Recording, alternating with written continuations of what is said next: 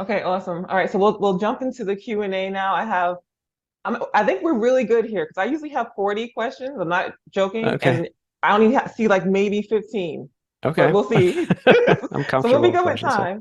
time. But I want to first say that you were referred to me like somebody was looking at Aaron Green's my interview with Aaron Green because it's pre-birth, obviously.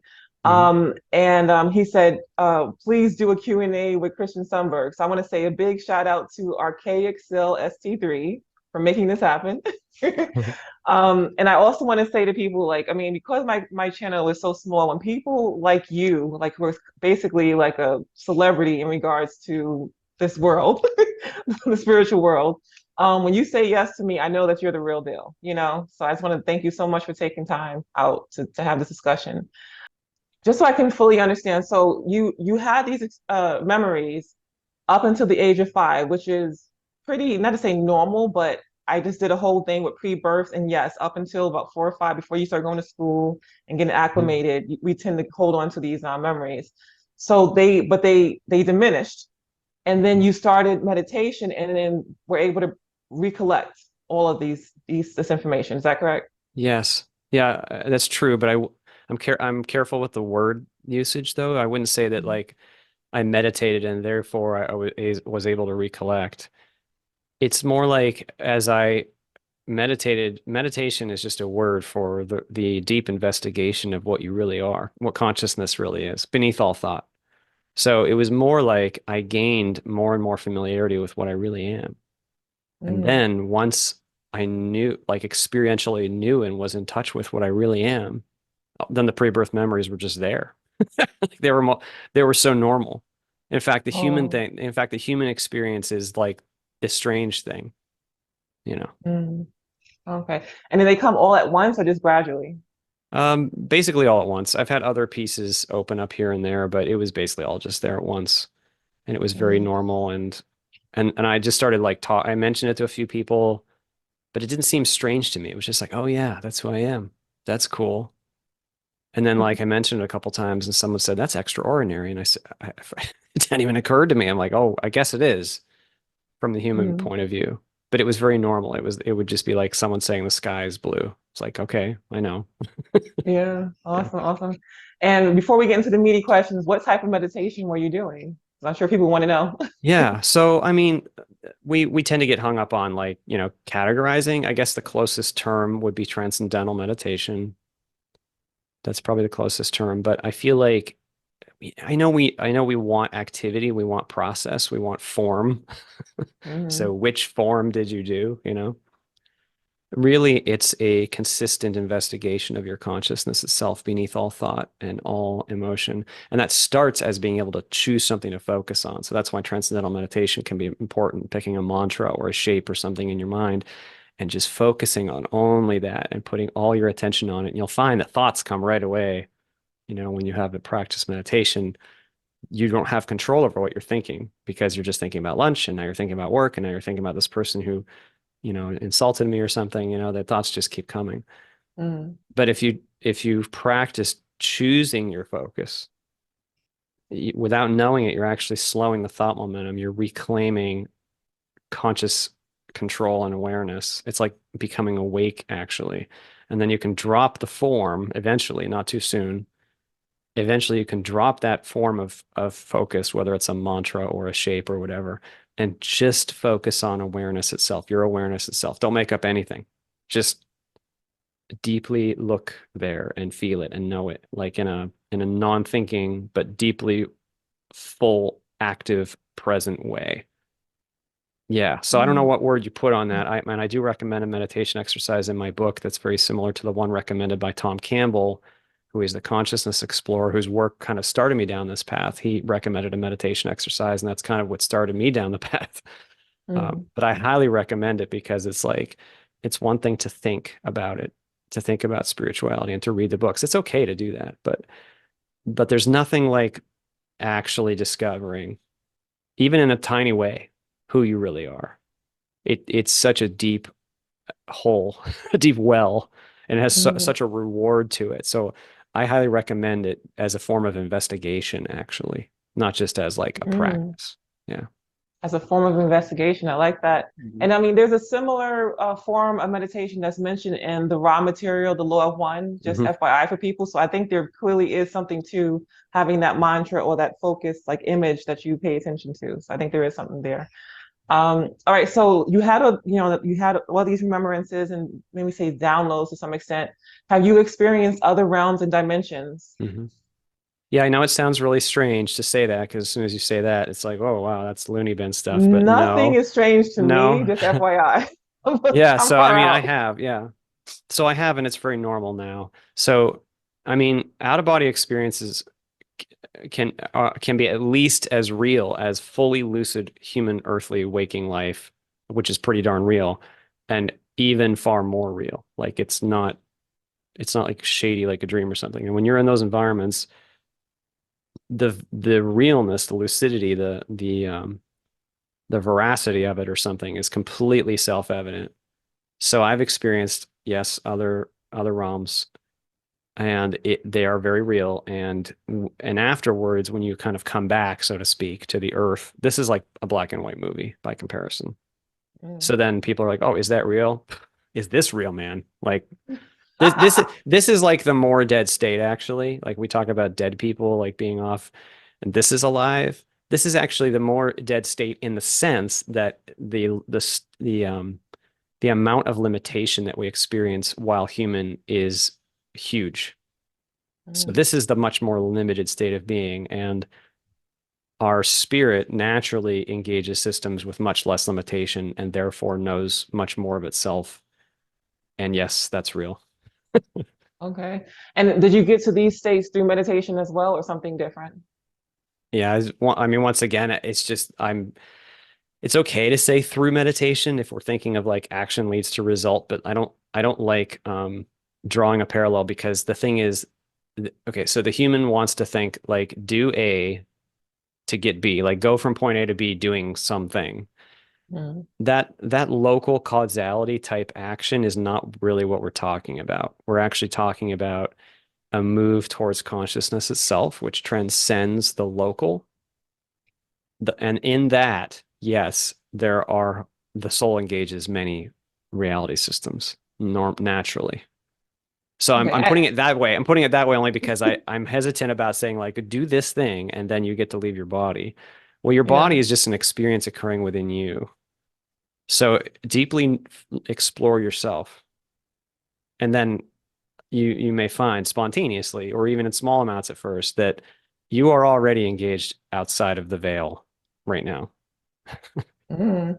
Yeah, so I asked that question, and I guess it's good that you reiterate that because some people are actually using processes, whether it be binaural beats and That's okay. Yeah, I'm sorry to yeah. interrupt. Yeah, and I don't mean to say that we shouldn't use processes. I'm Mm. only very sensitive to the language because there's already a built-in misassumption, when we think, Mm. oh, I need to do this action and get this result. I'm just trying to lift that up because the shift in consciousness, the shift in your mind, actually, of just knowing that this is very close to you. This is not far. It's not hard to get. You don't actually have to like do the thing. Do the thing. It's actually more like look away from this thing. Mm. And so I'm lifting that up because then that is the way. You see, it's like if you're watching a movie in the movie theater, you don't really do something in the movie. You return to seeing that, oh, you're sitting in the seat. You weren't actually in the movie. Oh, it's just a Mm. movie. Oh, I see. You see, and then once you're in the seat, then you have freedom that's just naturally available to you. Mm. Yeah. Yeah. Okay. And do you think this is something that most people who are in this earth game or play or whatever consider this experience, do you feel like most, if not all people, should be working on understanding what's outside of this experience, or is the whole purpose to experience and to just be in it? Or does it depend on the Yeah, person? yeah, it's dependent because there's no categorical answer in the sense that each soul is unique and their journey is unique. And I think both are important. So I'll start with the Mm. second one first because we're here to be human. Mm. Like we're here to be veiled. We're here to go eat our food and go to the store and pay the bills and put on clothes and stuff. That's like what we do. That's what we're here to Mm. experience. And that's good. In fact, I just make a comment here really quickly that this whole pursuit of spirituality is not about going and getting something else that's not here. Okay. It's actually about accepting what's here so deeply and accepting yourself so deeply, which is very alert, non-rejecting, that you widen yourself to even more. In fact, there's a TikToker named Yeshwani who I think is quite amazing. And she said something like, um, you don't leave this bandwidth and go to that bandwidth, the spiritual. No, rather you accept all bandwidths. And as you Mm, do that, the amount of bandwidths you get increases. Yeah. So I think that's important to say because these two things are not contradictory. We can be fully present and fully experience the human experience. And yet, to your first one, it is valuable indeed, for sure, to investigate your consciousness itself. And I'll just say one thing, like why that's so valuable. Yes, we're here to be human, but here's the thing. Our true nature is love and peace and joy and freedom. And that's good. That's really good. So it's a bit like asking, can we benefit from more peace and love and joy and freedom? Yes, we can. And meditation is simply the word we use to describe getting back in touch with that native love and peace and joy and freedom. So yeah, that's very powerful. It's very freeing. mm. It's very freeing and And that, empowering. that and that ties to two different questions. So from your vantage point of what you've learned of reality, do you believe that we have higher aspects? Like there is like maybe the oversoul, and then there's different levels Mhm. of us. Some of us are just extremely advanced, but at higher levels. But at the same time, we're here in this low realm. So I mean, do you feel like Mhm. we are just this individual soul or spirit in this space, or do we have this multi-dimensional aspect where we have higher levels of ourselves? Uh-huh.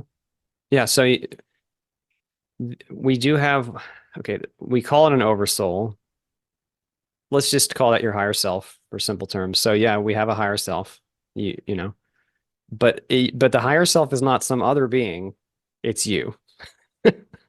This is really important because then we tend to think, oh, well, I'm just this upset human here who's got bills to pay, and I just have a headache. Mm, I'm not the soul. Can't my soul see I'm pissed? mm, But the thing is, you are your soul. You are your soul seeing out the eyes of this thing that we're doing here, this mm, human thing, and seeing through the limitations. And yes, that soul, that higher you, has much more to it than just your human character. It just means that you have done and are doing other things too. But it's you. It's still you. So yes, the human character is just one small piece of the much larger multidimensional whole. Absolutely. But I also think it's important not to divorce the human personality, which feels separate, of course. I know it feels separate, but I think it's important not to divorce that separate feeling human personality from the whole. It's still the you that feels like you to you. And that's one of the things that's so empowering about meditation is when you investigate the real you, you're not making up anything. You're going and seeing, who am I? And as you do that, that's a very deep well. And there's a lot there that you may not see at first because of how deeply we are veiled here. And that's mm. okay. But it's not multiple things. It's just all one you. I don't have a lot of questions, but I want to ask you Yeah. five questions at once. It's very difficult Yeah. right now Okay. for me. I understand that. Yeah. Oh my God. So hopefully I don't forget any of these. But okay, so just jumping into something that's been because I realized that nothing is by coincidence. So I've been talking on some of the NDE forums, and I came upon somebody who had a very intricate NDE, and their downloads are off the charts with what they understand about reality. But they feel very much so that they should not be sharing this information with others. Like they really just feel like it's for their own growth. And it's kind of Mhm. like I stay in my lane and good luck to the rest of you. Mhm. And I think they use the analogy of like a monkey pulling a fish out of the water so that it can breathe, and it ultimately will die because it can't Mhm. breathe air, Mhm. right? That's a good But analogy.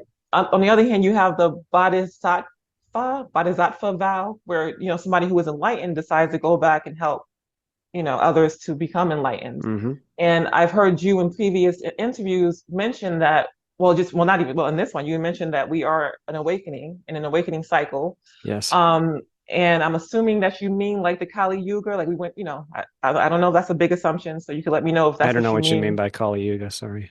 Okay, so this is gonna have to be another question. Okay, but you're saying we're in an awakening cycle, and clearly by you being in all these interviews, it shows that you were trying to share and Hmm. to uplift, right? Hmm. So do you, and I guess it's kind of tied to the previous questions, do you feel as if there is the need for a greater awakening, for more people to either hear these, not to push it on them and kind of just say, here, Hmm. take this or die. We're not Yeah. doing the whole the crusades or, that kind of thing, but that just trying to uplift the all. Like, what do you think Yes. in regards to either keeping information for yourself, worrying about your own enlightenment, or helping the collective of Earth? Yes.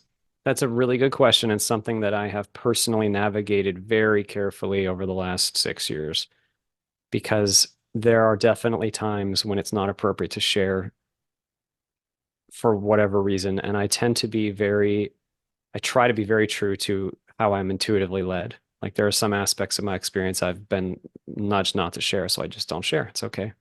Mm. However, okay. So I like the metaphor of the monkey pulling the fish out of water. It's not helpful for the fish. It is not helpful for some people to turn over their worldview and dump it upside down. They are a loving brother and sister. We don't need to do that to them. Mm. So I acknowledge that. But meanwhile, however, our true nature is love and peace and freedom and joy. And that is what we're moving towards. And Earth has a long history of fear, which is, painful. It's an ego. So the ego rises out of fear, and we have enshrined egoic process in our institutions for thousands of years. So, and fear hurts. Fear is insane. You could put it that way. Whether it's small fear or large fear, it's insane. Partly because it's based in a perception that's not even fundamentally true. It's always based in some negative perception, like I'm powerless or I'm not worthy of love or there's something. And those are not true. So fear is based in something untrue. It has no true foundation. It has no foundation. But here we are for thousands of years running around fear driven, which by the way, just as a tangent, I'm getting down another tangent here, but like the main thing we're here to do is to evolve the quality of our intention, choice making towards love, real love, and past fear. See, because the fear is not even real. So to your question, is it beneficial to uh, let's call it, intelligently, carefully help others to see where fear is not necessary and to empower them because that's what this is about. And I would say yes. I feel that it is important that we remind each other of who we really are because there's so much power in that. Now, I know that it can stimulate fear. In fact, right now we are going through this awakening process is high friction because ego wants to hold on to the beliefs. That's what ego does. Don't threaten my beliefs. I believe that nope, you go away or I'm going to bonk you over the head. That's how ego thinks. And right now, there's a lot of new ideas flooding the collective consciousness. And for some, ideas like this are not helpful. What comes to mind for me is a very personal story, actually. And the short version is that when I went through my awakening at the age of 30 and over the next 8 years, it was very personal. I didn't share it, but I began to feel called to share it. I began to write the book and I knew that I needed to share eventually.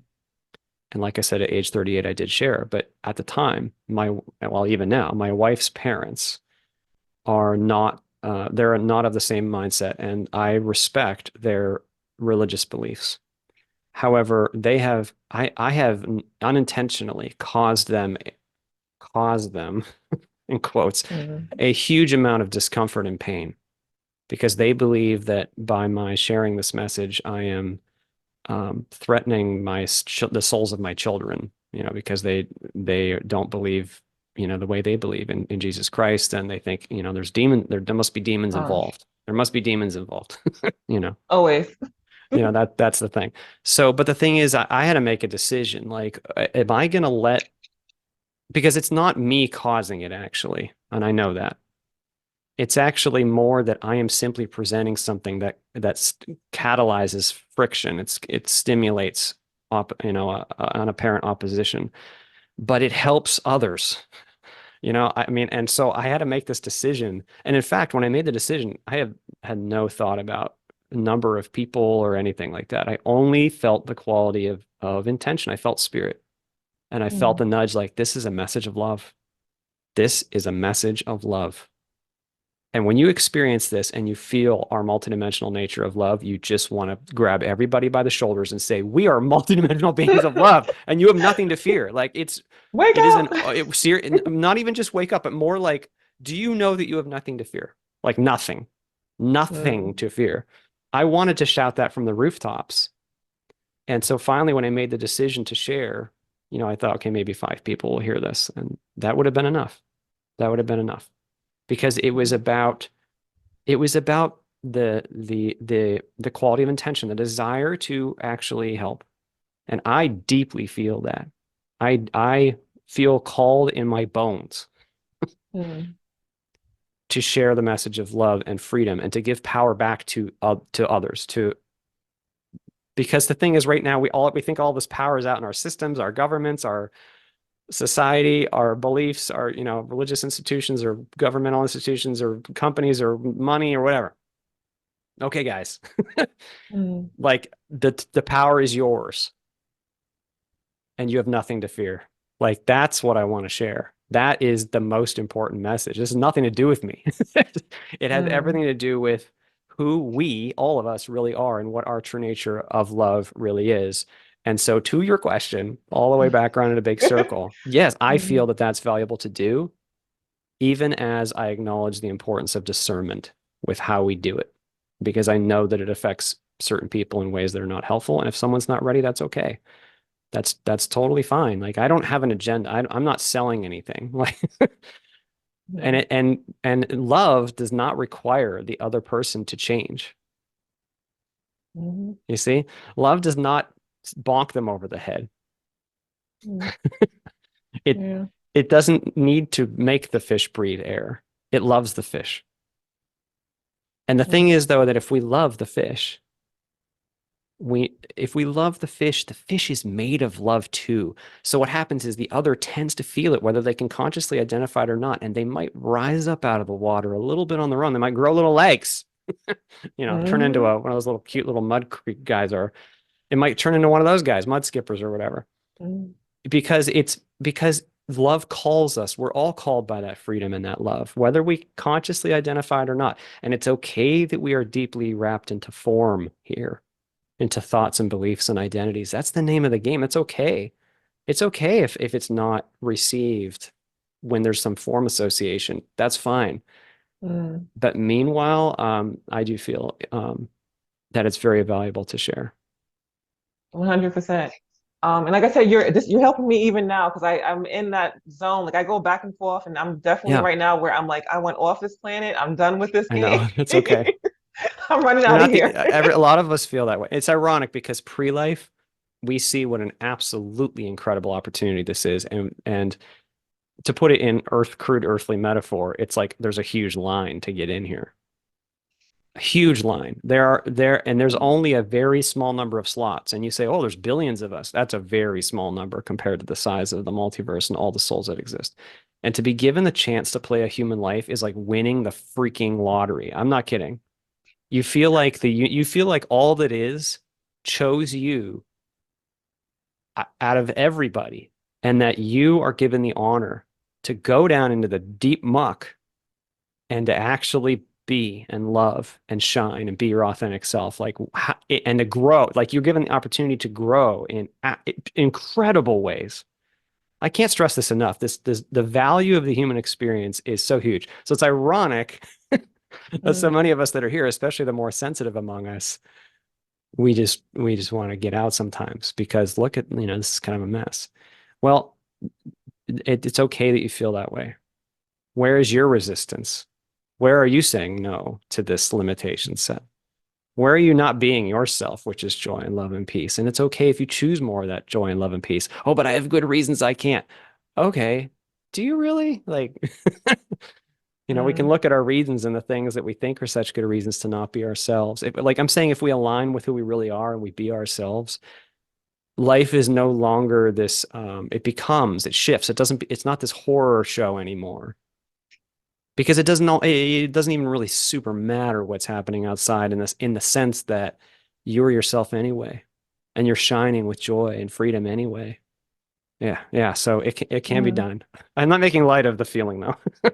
No, no, and I mean I've heard this 'cause, like I do a lot of research, a lot of reading on endurance and all these different experiences people have, and you are not the first one to say that Earth is like like people are in line to try to get on this Yeah. hell planet, and it's like you said, it's bonkers I wouldn't call it thinking a that hell planet. It's a highly limiting simulation. It actually is not. Oh, I like the look on your face, but so because it's not actually charged. Let's comment. This is important though. Let's comment on yeah, this yeah, go ahead. because the thing that makes it a hell planet, there's only one thing that makes it a hell planet: fear. Mhm. Is the fear the planet's fear or is it ours? Well, it's not the planet. It's not the context. It's ours. It's our. You put it to put it in a more direct way. It's our unevolvedness that makes this hell, Okay, but not the how? planet. How? I'm Be gonna, yeah. okay, like explain to me how, so you say that we are all love, like on the other side, complete love. And it's good Yes. that I'm asking these questions because people are Yeah. gonna be thinking This this. is So I gotta good. ask what This is people are important. thinking. Hmm. So we're all love. Where does all the fear, the darkness, the evil come from? Where does it all come from? Hmm. It's not a separate thing. It's not a fundamental thing. The fundamental thing is love and peace and joy. If you look at consciousness deeply, you find that it's made of love and peace and joy and freedom. And consciousness, spirit, is the fundamental substrate. I'm going to pause there because that's super important. Okay. Then something happens. Consciousness falls asleep into something else that it's not. So we come here to be something that we're not, which is what the veil permits. It permits a set of limitations to be imposed upon consciousness, such that consciousness has the potential to buy into a perception that isn't true, and that causes fear.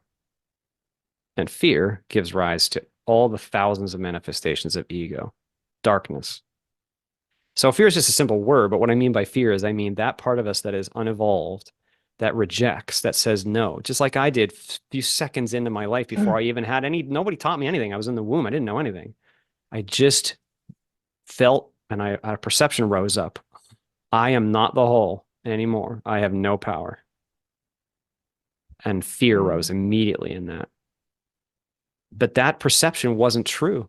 You see, in my second experience, it was what God showed me that that was not true. It was like a deep illusion that I was entertaining. So where does it come from? It comes from being something we're not and buying into that. And then once we buy into it, now the small self is desperate to fix this huge problem. Now we have this huge problem. Now we're separate from each other. We're separate from the whole. We're not loved. We're not free. Now there's a huge problem. And so what happens? The ego rises up. That's just a part of us that says, "I'll fix the problem here. You're powerless here. Now you have power. Look, because you can, I don't know, hurt the person next to you. Don't you feel better now? Because look, now you mm, have this proof that you can hurt this person next to you. So that means you have power, or you don't have value. But hey, look, now you have money in your bank account. Doesn't that make you feel? See, now you have value. See, or look, mm, you're afraid that you don't know that you're going to actually exist past the end of physical death. So here's a religious belief. Now, if you believe this, you're taken care of. Don't you feel better now that you believe that? See, that's what we do inside, instant, so quick. Like this is not a necessarily slow process, very quick. That's the ego portion of us rises up and tries to grab onto something made out of straw to cover up that fear. But what we're here to do then is to see through that, work through that experientially, and to discover there actually was nothing to be afraid of. And our true nature remained what it is, except now we've known that and we've experienced the opposite of what we are. And through that, we've expanded that far. We've, you could say that duality carves out the cave so that there's space for us to grow into. But the true nature, the true substance can't be anything else.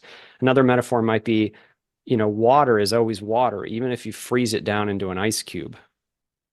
You lower its vibration, you lower its temperature, and now it's changed form. Now it's become dense, it's crystallized. That's what consciousness does here. We crystallize down into this thing. And then you say, well, how how is there something other than water? Well, there actually isn't. It's just that its temperature changed. Its vibration shifted. That's all. It's still water. And we Mm. are still water. We're like ice cubes within the larger ocean. We didn't actually go anywhere. Anyway, so I hope that kind of speaks to your Yeah, yeah, original, like where definitely. did it come from? Because it's not like a sub, like here in duality, we like to think there's hot and there's cold, there's light and there's Mm. dark. Light and dark's not a terrible metaphor because darkness is not a thing. Darkness is just where there's no light. Similarly, Mm. fear is not really a thing. It's just when we've looked away from love towards a perception that's not true. And then that is part of the game. That disillusion or this challenge is or catalyst is part of the game. It's written in this earth. It's the limitation is written into the game. The fear is not. But it's seen that the fear could happen for sure. I mean, Okay. I'm saying that it's not like we come to be afraid. Mm. We come to face the limitation and see if we can not be afraid. See if we can know our true selves and make the loving choice, even in the great limitation. That's what we're here to do.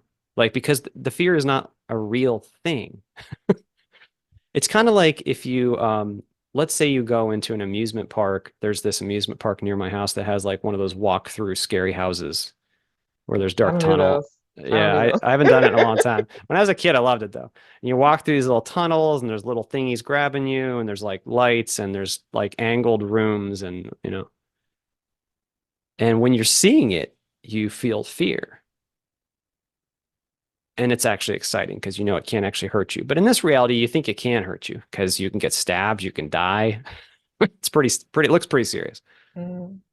Like the funhouse, though, eventually, through integration of that experience, through experience itself, through growing up, you could say, which is evolution.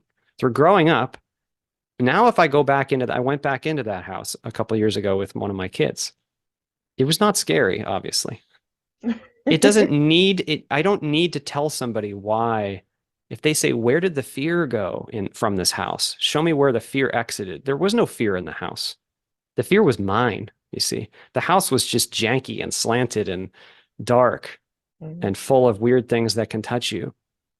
Mm. Here, in this context, we're wearing a body and we're in a society that is not understanding very much of what we really are. And we have a lot of us versus them mentality. We've normalized, predatory economic behaviors and all these things. That's our context. We made it, by the way.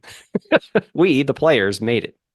Not some other being. With the billions of players who have played this game, this is what we've built. It's just what we've done with it. It doesn't have an inherent badness to it. It's just what we built. And now that we're here, can we see more clearly? That's the question. Mm. So again, three questions at once. I mean, you decide Yeah, which one to sorry. ask. But I do want to mention because we did mention it. So you said the awakening process. When I mentioned the Kali Yuga, I don't know much about it. I just hear it a lot, and it's apparently in Hinduism, it's the different stages or world stages. There's four different ones, and that the Kali Yuga was the horrible one, the one that was just full of fear and corruption and all that kind of stuff. And that supposedly, eventually, the date keeps changing. It depends on who you talk to, we're going back into a positive. So it's kind of like an up and down kind of cycle, and that we're going back into the positive golden age where things get better and we're more awakened and conscious of who we really are. Mm-hmm. So with that said, it kind of sounds like when you're saying the awakening process, that maybe that's why we're doing that. We're trying to pull ourselves back into what we truly are and Mm-hmm. remember at least. Um, Yes. and okay. Yeah, that we are trying to do that because ultimately all of this journey through the worlds of form is back to love. Like we wouldn't leave like, it feels like we left love when we're here. So Mm. but in the big picture sense, it doesn't make any sense to leave love unless you can come back. That's a very crude way to put it, but I'm saying it that way because it is an absolutely 100% false assumption to think that we are stuck outside of love. We can't be. It's our true nature. So then, the reason I'm saying it in the context of your comment is we may dive deeply into worlds of form for hundreds or thousands of years, but that is about returning. It's about the journey of digging out that cavern so deeply that we then integrate the whole thing and return to what we are in an even bigger way, you could say. It's a little bit like saying, like doing a pull up or something. Like, well, are we pulling ourselves up? Well, yeah, that's what you do during a pull up exercise. You may be hanging there and your body may be heavy, but you try to pull yourself up. Like Hmm. that's the natural direction. That's the natural thing to do with a pull up.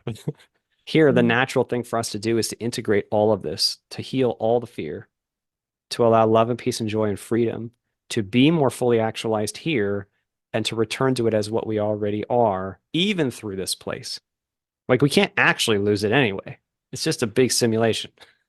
Are we gaining in love? And because I want to bring it Mhm. back to a analogy that you mentioned before in regards to weightlifting that I thought was amazing. I Mhm. love that idea that we're we're putting on this extra weight, which is Mhm. this world, this very dense world, in order to try to, I guess, lift up the love, like to show, okay, no, I really am love, like I prove that I'm really love, right? Mhm. To get past that challenge.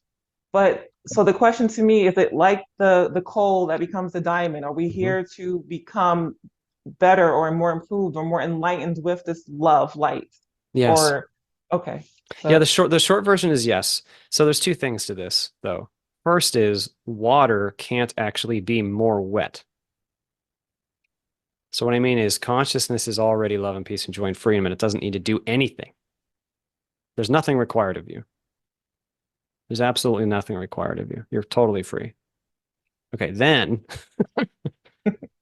subsequent to that, out of curiosity and out of the sheer joy of who we are and out of our creative natures, we may create entire universes of form and work through them. And through doing so, expand what is possible, expand what we could know, expand what we can feel, expand what we can do, what we can be. That's what we're doing. That expansion is happening through this experience. Like the being I saw on the other side. It, his nature was so overwhelmingly beautiful and full of freedom and power. And I was like, I want to be that. I want to do that. That's amazing. That is amazing. So when you ask that question, because it feels like when you look at a being like that in the non-physical, it feels like they were given that state of being. But it's not that they were handed the state of being. It was that they were handed the weight. Like, you know what I mean? Like if let's mhm. be like if you saw an Olympian who's strong, physically strong, and you say, who gave that to you? Well, nobody gave it to them. What they were given was the opportunity to exercise, to lift a weight, to go running. And then because they did that, they grew. They became stronger. And that is how it is spiritually. So the body of the spirit, the body of awareness. So you put it this way, the soul has qualities. It has uh capability and knowing and wisdom and um abilities, I guess would be a crude word. And so through pitting itself into something potentially challenging, oh, that's the most tasty type of exercise possible because now you've challenged that thing, which is like you could say the soul is beyond challenge, actually, in a way. So it's Mm, so precious to be given an actual challenge. You put it that way. Like you're because the soul is a part of the whole, it's a part of God. Like what can challenge God? Nothing. It has no, it has no, opposition. It has no enemy. It has no adversity. It has no need at all. No need. mm, So then how does it grow if it wants to? Within itself by creating a system of duality that it integrates through. And that is what we are doing through this experience. And that's one of the reasons why the human experience is so valuable because the limitations are so high. So it's like lifting 1,000 pounds on the bench. And then you go to a thought responsive reality system like the astral or something, where a thought becomes a thing instantly. And you're able to wield certain intentionality, certain quality of being that no one who has not been physical can wield because you've done the hard stuff. It'd be like throwing 1 pound when you used to throw 1,000. It's not hard. Mm. It's not hard for you because you threw the 1,000 pounds, you know. So being human is like being offered 1,000 pounds instead of 10. And only those of us who are very bold and very brave and very the word warriors pops into my mind. We are the warriors who decide to come down here and do this. I've heard Suzanne Geisman in her NDE. She said we're seen like fighter jet pilots flying our jets 20 feet up off the ground upside down. Mm. That is true. It's like that. I mean, I've heard where souls return from Earth and they see an arena that's full of people, applauding them. And I always wonder, like, why are they applauding them? So that could explain that. Hmm. I have three questions that came just out of that. So, one, are we growing God? Are we expanding God in some kind of way? And which sounds very blasphemous. I'm even surprised I'm saying the No, word, but yeah. Well, so I think so I have to say the two things at once again. God can't, so God, we are, say, okay, the ocean is when we talk about God, we're talking about the ocean yeah. of all the souls. Every soul is a drop of water in the ocean. We're talking about the entire ocean. Mm. We are pieces of it. On one hand, the water doesn't get more wet. It's just what it is. It's already perfect. On the other hand, yes, as pieces of the whole, as we grow, more is expanded and added to the ocean too. So we are participating in an expansive process that contributes to the whole. Yes. Okay. And in regards to regressive souls, because I've heard this before as well, we talk about dark spirits or demons or people who just really just let the ego bring them to the lowest of lows. Hmm. And people have experienced this. I've felt this. I mean, thankfully not as much as maybe others, but I know that there is the dark energies out there or dark souls out there. Um, where's my question here? Can I pause you real Um, quick? yeah. So it's not, so let's just, I want to be careful. It's not that souls are dark. It's that souls may be unevolved and they might then have a lot of fear. And a lot of fear might mean a lot of ego and a lot of hatred and a lot of anger and a lot of all that nasty, gunky stuff that we call darkness. So the nature of the soul is always love and peace and freedom and joy. That's true of no matter what fear, no matter what creature you meet, what being, whether physical or non-physical, that may have fear, depending on the system they're operating in. No matter if that's true, and by the way, the fear is commensurate with the level of limitation. So high limitation environments like ours have high opportunity to provoke fear because there's so much limitation, so much pain. Okay. Fear is not integral to that person. It's not native to them. It's not native to them, but it is insane and it can get very asleep. Ego is very asleep and it Yeah. falls into these patterns of anger and hurtfulness. But I don't personally draw a huge distinction between small fear and big fear. It's all insane. So my fear, where I might feel, I don't know, anger at somebody if somebody does something to me, maybe if I feel a glimmer of anger, I've fallen asleep into insaneness, actually. Even though that may seem different than like Hitler killing millions of people, it's still ego trying to do its best with what it's been given out of fear. Now, we like to call that a force. It's evil. And I understand in our duality, sometimes that's useful to identify the light and the dark, of course. I don't mean to say it's not useful. However, I think we're doing each other and all that is a disservice by inappropriately assigning fundamental realness to the evil and to the darkness. It's Mhm. not fundamental. It does happen because we have a high system of limitation and because we have a lot of fear. It happens. It rises up. Yeah. So for the soul that fell into that and is, as opposed to evolving, is devolving, you feel like on the other side they are still the same level of love, or do you feel like it's possible on the other side that they may have actually gone backwards in some ways, like the water evaporating maybe, and you losing some No, of the those water can't molecules? evaporate. No, no, no. No, the water can't evaporate. But the thing is, okay, so over a certain period of time, de-evolution may seem to happen. We tend to be sensitive to time. So if we see someone who's evil their whole lives, that's a long time, right? Not really. It's actually a pretty short jaunt. It's a short walk in the park. So I'm just lifting up that always one way or the other, this is the key, one way or another, whether it be 1 minute, 1 day, or 100 lifetimes, we all will evolve back up and find ourselves back, but even more now. Like love, all processes of form cannot help but serve the expansion of love in the end.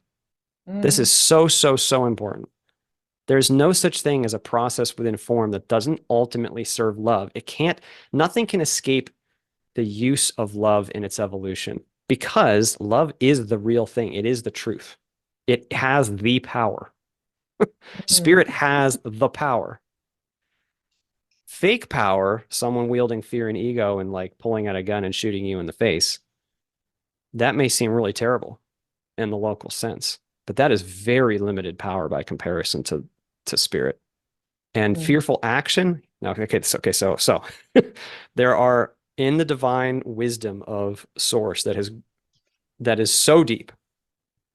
There are systems of what we call karma in place, which facilitate the integration of the fear such that the being returns to fullness of love over time. Those mm, laws operate inexorably because you can't escape who you are. So if you have acted unevolved, if you are an unevolved being and you get thrown into a form system that turns you around and now you got all sorts of ego shenanigans going on, then that's who you are. You're an unevolved being. That's okay because the system then is built not only in a given lifetime, but even beyond it to help that being to face and process that and heal even through that. Like when I saw the potential for this life, oh my gosh, and this fear that I wanted to integrate. Like I said, I was a very damaging, egoic monster in a previous life. I hurt many people and I died an agonizing death in that life because of the fear. But mm, from my perspective and spirit, I could see, oh, wow, wow, wow, I have deep fear in there. But I knew that if I could process that and heal it and integrate it, I would be, oh my gosh, I cannot describe this. The amount of love expansion that could occur within me and the whole would be mm, huge, mm, huge. And the opportunity was so amazing that I valued the opportunity to come back here and to suffer a trauma in my 20s. I knew it was very likely that I would suffer a health trauma in my 20s and it would give me a chance to re-experience this fear. That did happen because I mm, could see that that was an incredible opportunity. I knew it would be very, very challenging, but I was excited because I knew at that point what the soul always knows, which is that we are multidimensional beings. We are immortal. We have absolutely nothing to fear. We have nothing to fear, but we need to get in and get our hands dirty in order to actually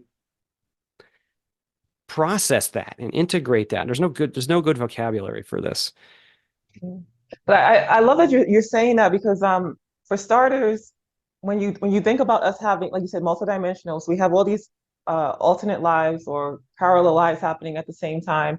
And Hmm. I've heard from people that if you do the work in your current life and what you're experiencing right now, what you think to Hmm. be your current life, Hmm. that it can domino effect into the other lives and Hmm. help the whole, right?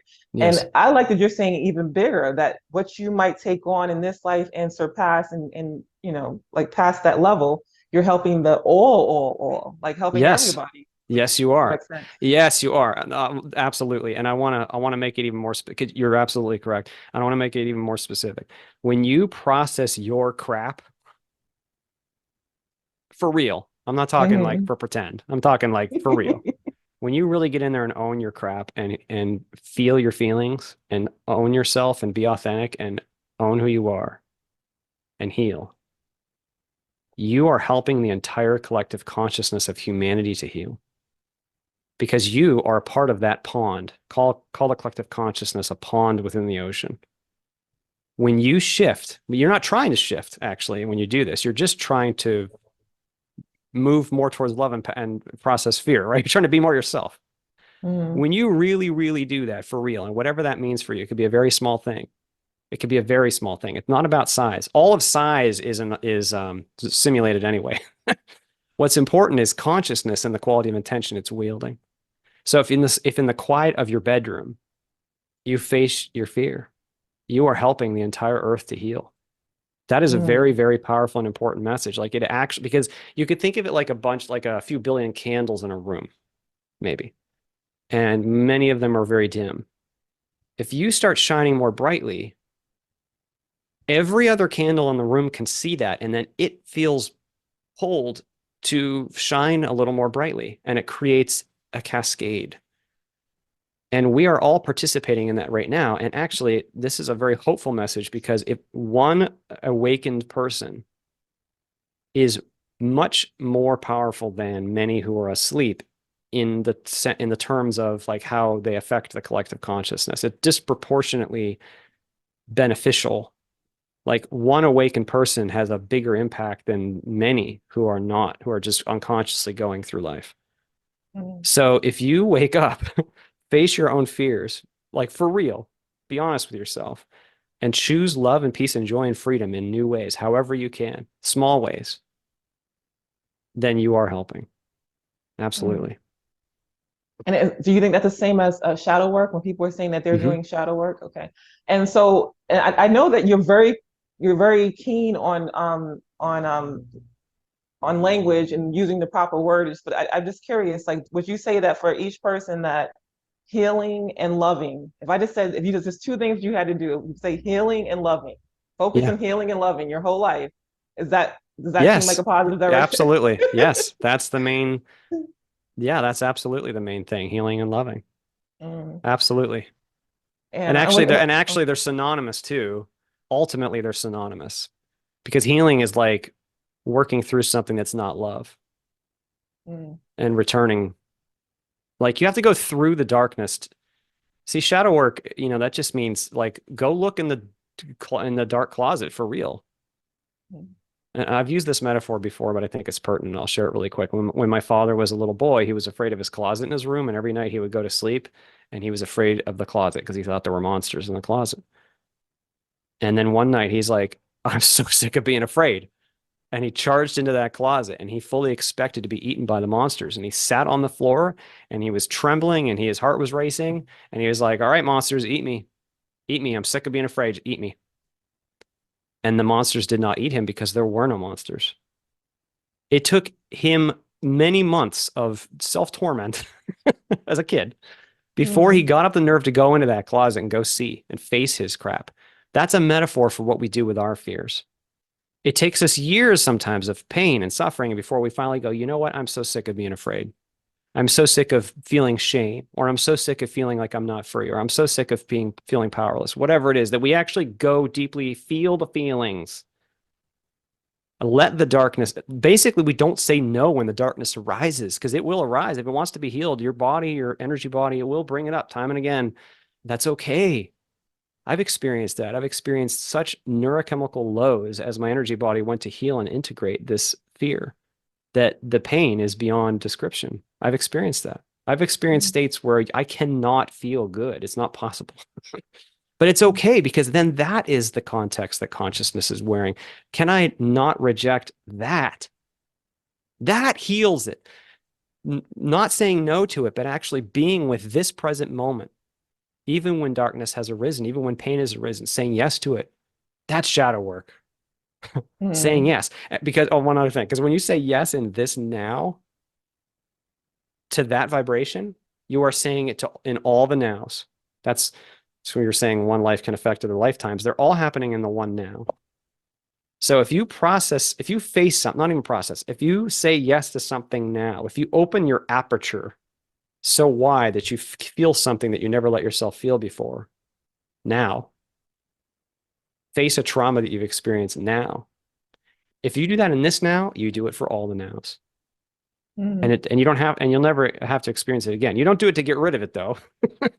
It will Mm. heal it, but you don't do it in order to heal it. You do it in order to listen and to feel and to say, I don't reject you. Yeah. Yeah, you totally freaked me out with that story because I have the same exact story as your father. I literally like my brother put a Skeletor glow in the dark head in the closet, and so I was terrified of the closet. And then Oh, one morning, the family was looking for me, and we lived in like a three bedroom apartment, like 20 people. It was insane in the Bronx, and they couldn't find me. They wanted to call the police, like we cannot find her. And thankfully, I snored back then apparently, so they started to hear like, me snoring, and they're like, she's in the closet hugging the Skeletor mask. really? Yes, so it's so weird that Oh, we had yeah. very similar. Your father and I had the same kind of conquering our fear, and So I'm just now you're not yeah, afraid of Skeletor masks not anymore. anymore, not anymore. And if somebody brought a Skeletor mask into your room, it you wouldn't need to feel afraid, and it might feel even a little silly. Mm, So that's kind of like if someone brings the physical universe into your experience and you've integrated it and not said and said yes to everything, it doesn't need to cause fear. yeah, I think that's this whole moment right here was what needed to be said. I'm getting goosebumps. I have very few questions left. We're going to be able to close in time. Mhm.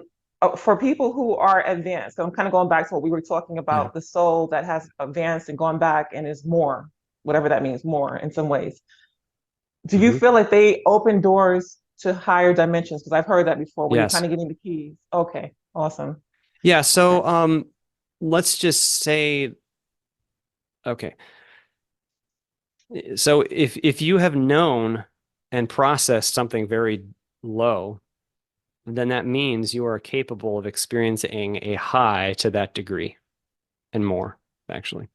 So that's one of the, that's the benefit of duality is that we utilize it as a creative tool, and through integrating that low, we permit a high that otherwise is not knowable.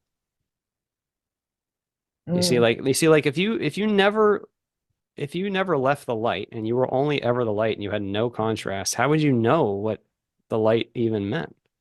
You see? mm, So, it's like what God offers us is that, well, if you can be something you're not. And through that, we deepen what we are. And mm, so there are reality systems that, yes, are, I don't want to say locked, but they're um, vibrationally resonant only with those who have evolved to the point where they resonate at that extreme vibration. And that is, that's done through integration and healing and growth. mm. Yeah. Hmm. And then I have a question that's, I don't know, it's kind of a weird question, but it's like, again, I read something recently that's in my head, and you did mention, like, you're talking about the light, we talk about the darkness. There's some people who say the void is a peaceful, it feels Hmm. like a womb, like it's a Hmm. great place to be. And Yep. there's others who are terrified and Yeah. have a whole nother experience about it, and even say that you don't want to be in the void. Like, that's a bad No. sign if you Okay. find yourself. But then I read NDE or something last night that was just mine. I love it. I'm going to make sure I put it on my channel, where she's saying that the actual darkness, like I've heard this before, so I would love to hear your thoughts on this, that the darkness came before the light. I've heard this before, where the darkness is where that the light came from the darkness. And in her NDE, she's saying that the darkness is actually all the possibilities. Hmm. And I've heard this as well about the void being a place of creation, where the light can be created from this dark, like, okay, that the darkness is uncreated light.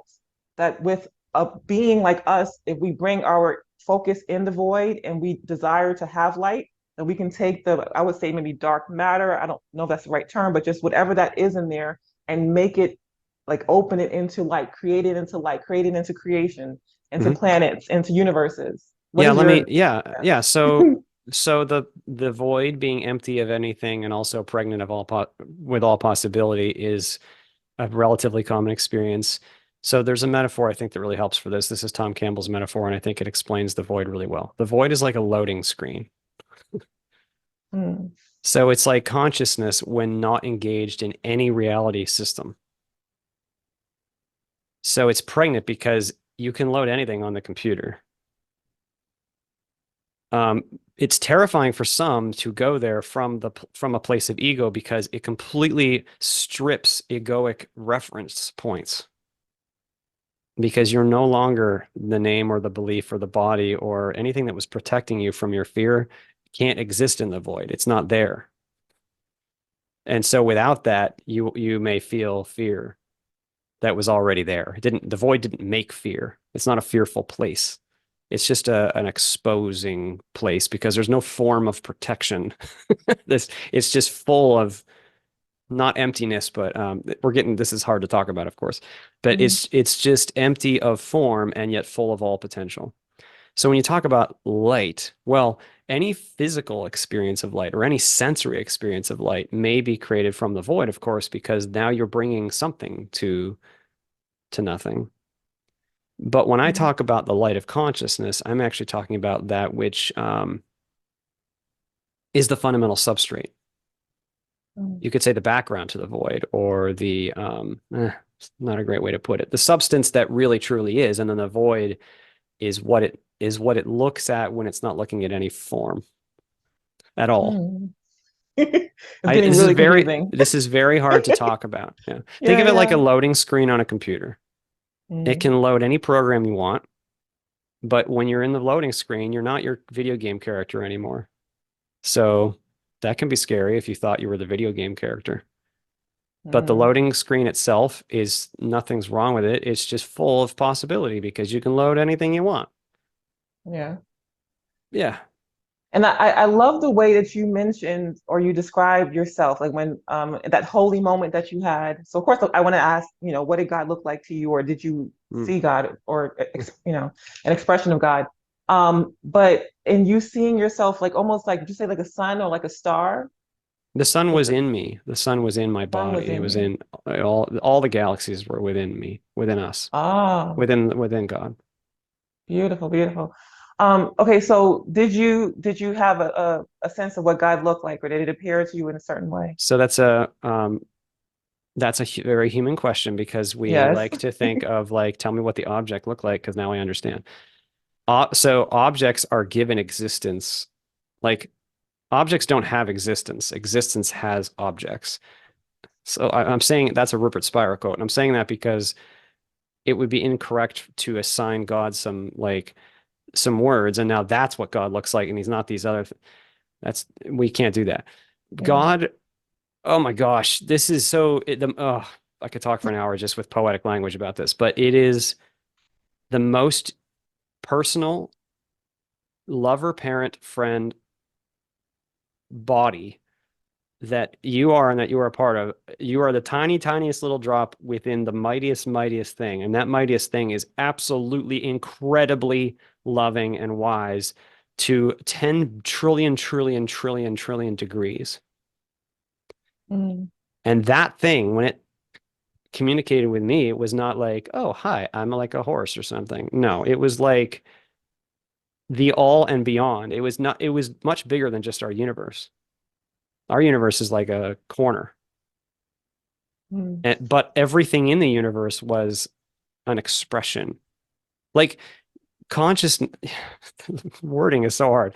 Consciousness is a part of God is um, all of consciousness, you could say. This is really hard to describe. And everything is known as it is experienced by consciousness within consciousness. So when you know the full body of consciousness, of course, all forms and their expressions are known within you. And it doesn't feel strange. mm, It's very, very familiar. It's like it's like a song. It's like a song of joy and endless bliss and radiance and freedom.